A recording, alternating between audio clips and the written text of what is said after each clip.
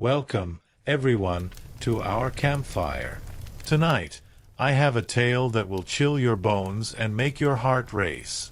It's a story of an old house, a hidden room, and the darkness that dwells within. Hush now, are you ready?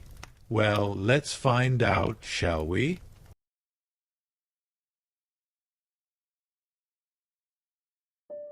It all started when John and Sarah decided to buy an old house in a quiet town. They were looking for a change, a fresh start, away from the city's hustle and bustle. The house was a century old, with creaky floors, tall ceilings, and a history that made it stand out.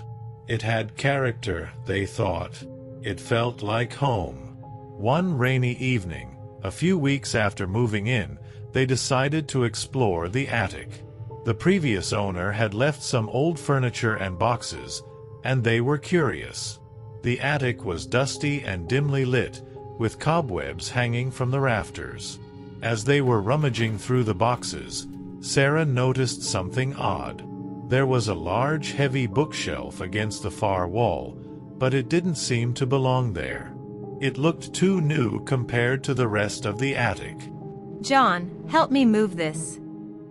Together, they heaved and pushed until it finally slid aside, revealing a small door behind it. The door was old and wooden, with a rusty handle. It was clear no one had opened it in years. Should we? Why not? The door creaked open slowly, revealing a hidden room. The air inside was stale and thick with dust. They stepped inside, their flashlight beams cutting through the darkness. The room was small, with wooden walls and a low ceiling. It looked like a child's playroom, untouched for decades. There were old toys scattered around, dolls with cracked faces and stuffed animals with missing eyes. But what caught their attention were the drawings. Dozens of children's drawings covered the walls, drawn with crayons and colored pencils. At first, they seemed innocent enough. Houses, trees, and smiling stick figures. But as they looked closer, the drawings became darker, more disturbing. One drawing showed a figure standing over a bed with a knife. Another depicted a child trapped in a burning house. Each picture seemed more twisted than the last. This is creepy, John said, his voice trembling slightly. Sarah nodded, unable to take her eyes off the drawings. They felt wrong, like they were looking at something they weren't supposed to see. They decided to leave the room and close the door, but the images haunted them. That night, Sarah had nightmares of the drawings coming to life. She saw the figure with the knife standing at the foot of their bed, the child screaming in the burning house. She woke up in a cold sweat, her heart pounding. John, I can't stop thinking about those drawings. She whispered, shaking him awake. Me neither. There's something not right about that room. Over the next few days, strange things started happening. They would hear whispers at night, soft voices they couldn't quite make out. Objects moved on their own, doors creaked open, and the air grew colder. One evening, Sarah was in the kitchen when she heard a loud crash from the living room. She ran in to find a vase shattered on the floor, even though it had been on a shelf out of reach. John, this is getting out of hand. We need to do something. We need to go back to that room. Maybe there's something we missed. Reluctantly, they returned to the hidden room.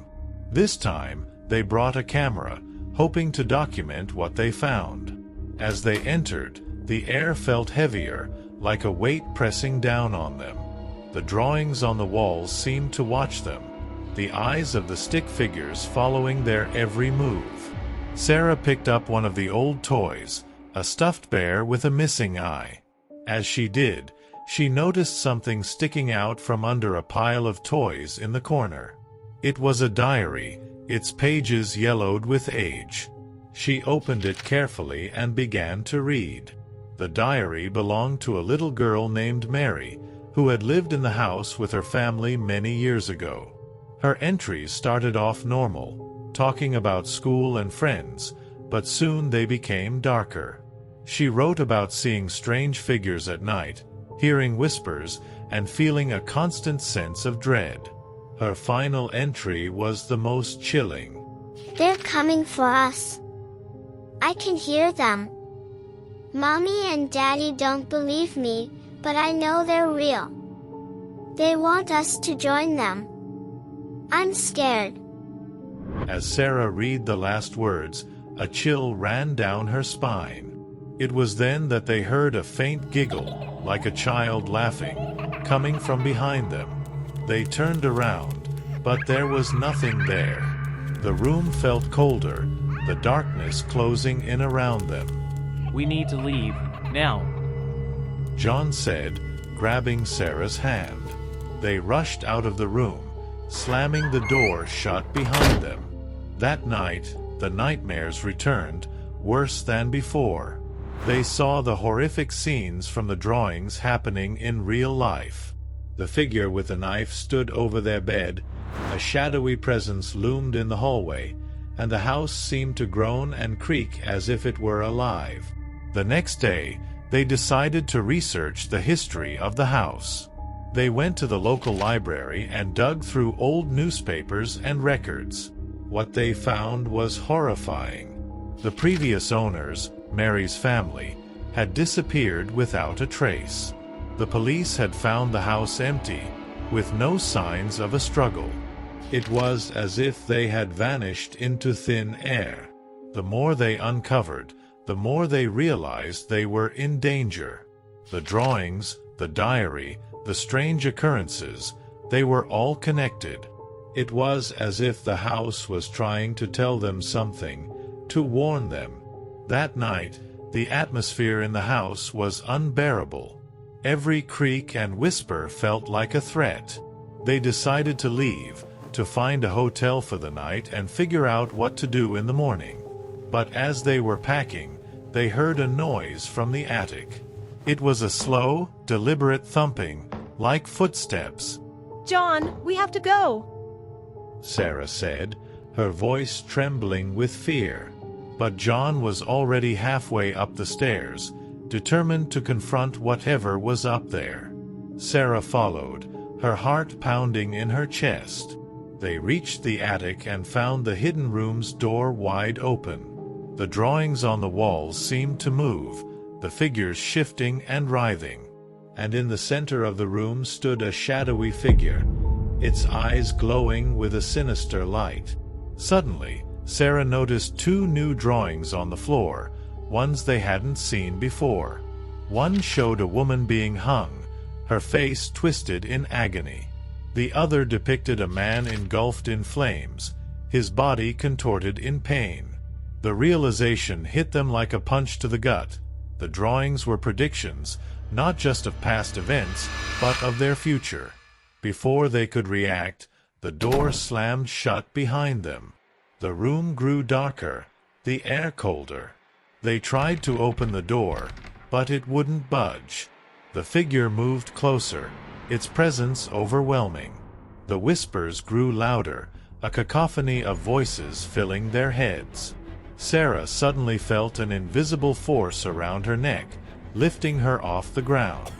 She struggled, gasping for air, her hands clawing at nothing.